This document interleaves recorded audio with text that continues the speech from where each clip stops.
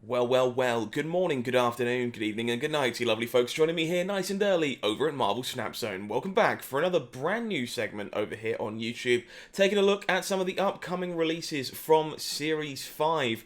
It's becoming a little more difficult to keep up with the weekly Series 5 card releases and considered arguably impossible to have all of those cards. As such, people are trying to make sure their collector's token investment is very worthwhile and they won't be regretting spending weeks or months saving up for a card that won't have a high impact on their play experience. This is even more true for the newly released cards, which are being compared to ones that are already available for some time that we cannot collect yet but can still gather information about. As a result, we're going to take a look at some videos today covering the next two cards to release on this list of upcoming new releases, Darkhawk and Sentry. We're going to take a look at them, analyse them, offer you some deck lists you might be able to explore them in if you find yourself with the card early, and overall just take a look at whether or not we think these cards are worth putting your collector's tokens aside for.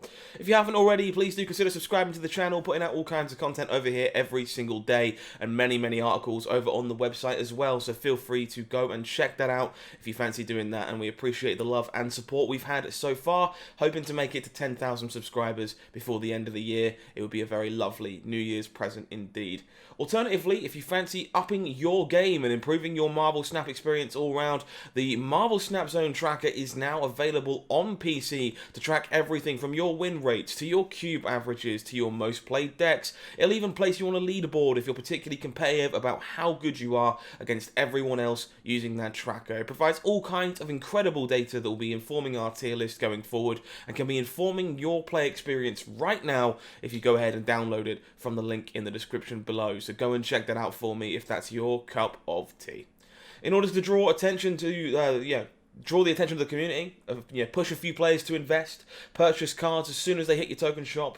A card really has to be easily understandable, establish synergies around it that already exist, and preferably just strong overall as well. Today, we're going to talk about two cards that I don't think have any of those traits and could be considered arguably exactly the opposite of safe. And we're going to start things off with my personal favourite of the two, which is Darkhawk. So let's go take a look at Darkhawk and see what we can do with it and what the game plan here should be. Now, why is Darkhawk such a risk? Well, first of all, if you're not familiar, Darkhawk is a card that simply says ongoing +2 power for every single card in your opponent's deck. Now, that's a cool little effect, but not so good on a 4 power 1 energy card. Why is it a risk, you ask? Well, let's look at the criteria we just talked about in order to convince players that the card is going to be worthwhile. Easily understandable. Sure, check. We check that box. That's completely fine. Establish synergies. Well, this is the first time that we have this effect available to us in the game. Although we have several cards that work well with it, we don't know how good this effect itself is going to be. Is it strong overall? Darkhawk is a 4-cost 7 power card if the match unfolds without any casualty, changes, or effect, as the opponent should have 3 cards left in their deck by the end of the game if nothing else happens. This places it below cards like Jessica Jones, Crossbones, Rescue, and other conditional 4-cost cards, including Sentry, that's joining at the same time. So, we may have already accidentally convinced you to not go for Darkhawk and instead keep your collector's tokens for a more valuable card, but hold that thought. Darkhawk does have one huge upside to it. Because it's an effect that is something that didn't exist before in Marvel Snap, it could push new synergies and play patterns around it, and that alone can be enough to make a few players out there believe that it will be worth experimenting with. So let's take a look at this first list offered to us here. It's likely the easiest part to figure out about Darkhawk. The card wants to be paired with cards that make the opponent's deck larger. Although we don't have many to pick from right now, there is a trio that perfectly fits that bill in the form of Korg, Rockslide, and Black Widow. These 3 cards should be the foundation of basically any Darkhawk deck at first, pushing for a deck that will be looking to disrupt the opponent's draws with Rocks and Widow's Bite. Power-wise, both Korg and Black Widow represent a +2 to Darkhawk's power, while Rockslide will offer you a +4. This gives us a nice little shell to start tinkering with around this new card. Unfortunately enough, all 3 support cards are also on reveal abilities, which means we can use similar cards to support them. If the first round of support cards cards only saw 3 cards come to mind once we open up our minds to all of the on-reveal synergy. There are tons of candidates to consider. Firstly, we have the cards that kind of allow us to double up effects over the course of the game. Not one you see here, but things like Wong and Absorbing Man, maybe even Beast, for example. We even have things like Lockjaw that could use a bit of support in that regard. So we have tons of ways to support Korg, Black Widow, and Rock Slides, meaning we might be able to build around Darkhawk in the end. But if we manage such a feat, it begs the question, how can we then take advantage of Darkhawk being a card we're playing? And at that point, we can start looking towards things like Mystique and Taskmaster to make the most of that already existing. Perhaps we could pair it with Onslaught to, give Darkhawk a +6 outside of the Rock synergy. If we have things like Claw or Mr. Fantastic at that location as well, perhaps, it could be worth trying to really push for Onslaught to do its thing. Last but not least, there are 3 cards that seem to have nice synergy with Darkhawk as a card, not considering its ability, that might be able to use him in some way too, in the form of Mr. Negative, Zabu on the way in January, and Bast as well, if you're lucky enough to have that card. This one very much focused on abusing the synergies we already know exist in the Bounce archetype over here in Darkhawk Rocks. Easily abuses Korg and Black Widow by picking it up over and over again, playing them, picking them up, playing them, so on and so forth. The deck needs a bit of tinkering to fit in Rockslide and Mystique, but ends up with something that could be potentially pretty reasonable here. The idea is to fit a big threat into each lane, with Angela, Darkhawk, and Mystique representing your big sources of points. They can then be supported with cheap disruptors, annoying the opponent in their draws and their resource and hand management. Rockslide is probably the most difficult card to play in this deck, as 4 energy isn't really easy to fit into the curve in a deck like Bounce, especially if we would draw into other key cards that we really want to play. However, the card still represents 6 points by itself and can contribute to your overall score that way, especially if Darkhawk is going to be in play. Up next, Fetch us a Rock. Lockjaw, of course, going to be one of the most obvious ways of utilising Darkhawk's abilities if you want to be spraying rocks into your opponent's library.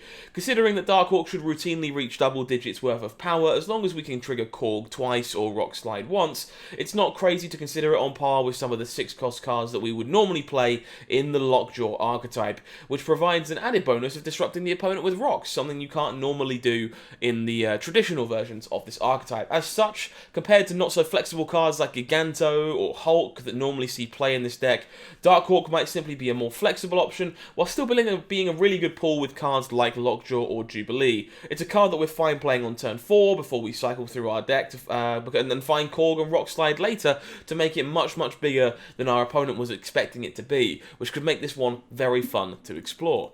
Last but not least, we're taking a look at a dedicated on-reveal shell to kind of utilise some of those synergies based around things like Wong and Absorbing Man that we mentioned briefly in the intro. It has so many cards at this point that we've kind of built this deck as it is for now, but this could be built in a lot of ways. Hazmat Luke Cage, for example, Ironheart, Odin, White Tiger, a lot of synergies can be experimented with in the on-reveal side of things here. Zabu could take a spot in this list when it releases as well, considering what most of the important cards in this deck are 4-cost cards in the form of Wong, Rockslide, Absorbing Man, and of course Darkhawk itself. So instead of looking at each precise card, let's kind of focus on this concept the deck is trying to push for this one. Create the biggest Darkhawk possible through shuffling as many rocks as possible into the opponent's deck, and then copy that ability with Mystique or Taskmaster so that you are winning 2 lanes. While Mystique can copy Wong if it can't find Darkhawk by turn 5, and opens up the idea of maybe Mystique plus Psylocke to gain 4 energy and do a very silly like turn 6 with 10 energy, we felt forced to include Wolfsbane in this deck to give Taskmaster a second card that it could get a reasonable amount of power from. Lastly, Bass just seemed like it was pretty good card in this deck. It very much buffs everything outside of Rock Slide, with them already being low power, and enables you to play Adam Warlock because of the power it offers in that 1-2 punch to help you getting extra cards to increase the consistency of this all around. There's a good chance a build like this is just far too gimmicky to be considered competitive, but we like exploring these types of ideas to figure out how we can abuse a card like this and then try and find the right balance for it. Overall, Darkhawk not looking as shiny as Galactus or even maybe Null in our books, with them bringing an entire new playstyle and this being more of a lock piece for some borderline archetypes that maybe didn't exist before. Despite that, even though I don't expect it to be creating a lot of buzz, I still think it's a pretty solid card. The card can be played just randomly with Korg, maybe Black Widow and Rockslide just by themselves, or you can really go all in on this like dedicated synergy plan to make the card good enough. This is especially true if you factor in the little uncertainty surrounding the card for your opponent upon release, because Darkhawk can change its power right up until the very last turn of the game, and you will catch people off guard with many cubes gained as a result. I am unfortunately out of collector's tokens for the time being, so I won't have the privilege of playing with this one unless I crack it open immediately from a cache. However, if you already know you will be investing in the January Battle Pass, for example, you could definitely not pass on Darkhawk so quickly. Zabu surely going to make the card more of a consideration moving forward, and we're looking forward to seeing what that can do. Next up, we're going to take a look at the other card releasing alongside Darkhawk, arguably for many people the less exciting of the two, and that is Sentry. Sentry here, an 8 power, 4 energy card that cannot be played on the right location. However, it does bring a -8 power Void into the right location upon its arrival. Another hefty 6,000 collector token card here. Choices definitely being made here of Sentry versus Darkhawk. So let's see why you might consider this one. Sentry is an interesting card. It is net 0 power to the board all by itself. There is an argument that the -8 lane can be abandoned, adding to his utility, but in reality he's going to require some build-arounds if you want to make him work. The build-arounds and combos, however, are interesting and dynamic. The Void can be abused by destroying it, or more importantly, sending it over to your opponent. There is also, as with most negative effects, the option to play a card like Zero, or play it as the last card on the final turn of the game to mitigate that downside. The concern is that he doesn't really line up as well as the other Zero targets in the 4-cost spot. For example, things like Atuma or Typhoid Mary just being bigger targets in that regard. The effect is very limiting, and it seems possible all the build around and work required just isn't worth a 4 energy, 8 power stat line. It's only an okay stat line if we compare it to Jessica Jones or Rescue, but requires less work to play than a card like Crossbones, the other 4 energy, 8 power card. It does have the potential to be part of the Zero archetype, Destroy archetype, and even Junk style archetypes consistently, but we doubt it's going to be the strongest part of any of those decks, or even the best way to play them necessarily. Given that low starting point in time, he's only going to be more likely to lose ground as other alternatives are released.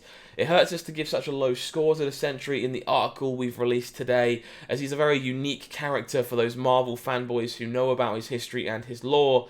But this one, not looking too exciting to start with. We start with this Theorycraft Sentry World list from SafetyBlade. This is definitely a direction that's an example of what including Sentry as the top end of a lockdown style deck can do. Carnage and Nova are included as backup ways to remove the Void if required, but the main goal is going to be to send it to the opponent with Viper where possible as a pseudo Hobgoblin. The weakness is the need to keep the location completely empty until the late game to allow for that combination to work, so do keep that in mind if you're looking to explore this one. If you're more focused on just destroying the Void and you want to leverage that ability to the maximum, we have Destroy the Void, looking to destroy the Void as its primary destroy target all the time if and where possible. But you may also have the ability to just try to Wave and Viper on turn 5 to send something across to the other side, or Carnage on 5 alongside Wave and remove the Void. This combo will hopefully set up, Death into Leader on turn 6, a play pattern that we're all so familiar with at this point, while blocking an extra location for the opponent if you manage to Viper the Void across. The concern with this build, of course, is that if we miss, or we need to destroy cards on turn 4, it could end up being really rather clunky, as we don't have the best window to play the Sentry otherwise. Alternatively, there is something else you can do with the Sentry here if you just want to focus on stats. The final deck to highlight here is definitely a very Series 5 heavy list that relies on Shuri to get the full value we're looking for. Titania, also an interesting inclusion in this style of deck, just very high stat line for her cost, and Maximus could definitely be a consideration too, but given that we now have Sentry trying to drop in a Viper package alongside the Hood, makes more sense to try and take advantage of that and give us another high power 1-drop. Not a lot of immediate hype around Sentry, unfortunately, not finding all the best homes for it. Hopefully, if you think we're wrong about either Darkhawk or Sentry, you can let us know in the comments section down below. What are you brewing up with this one, if you think it's worth buying ahead of time and nice and early? Alternatively, you can come and join us in the community Discord if you prefer, as you'll be able to come and chat with over 5,000 other Marvel Snap players 24 hours a day about all things across the multiverse. But ladies and gentlemen, that has been everything for today. I have been HowlingMines, you have been amazing, and this has been Marvel Snap Zone. Take care, have a good one.